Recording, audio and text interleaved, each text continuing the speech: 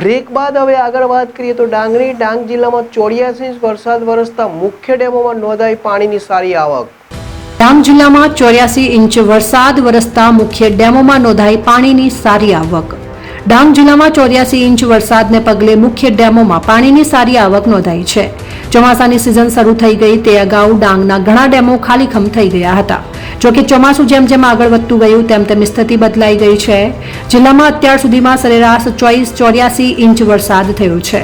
જિલ્લાના ત્રણેય તાલુકામાં ખૂબ જ સારો વરસાદ પડી જતા તેની અસર અહીંના ડેમો તથા નાના ચેકડેમો ઉપર પણ થઈ છે।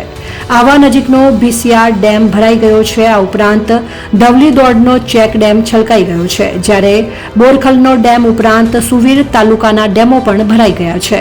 ડાંગ જિલ્લાના 40 અને સિંચાઈ વિયર 2 ના 14 ચેકડેમો અને નવા 12 ચેકડેમો, અન્ય નાના મોટા ચેકડેમો તેમજ વિયરના પાણીની સારી આવક થવાને કારણે જિલ્લાના મહત્વના ડેમો ભરાઈ ગયા છે અને ડાંગ જિલ્લામાં 84 ઇંચ વરસાદ પડતા આગામી ઉનાળો પાણીની સમસ્યામાંથી રાહત મળશે।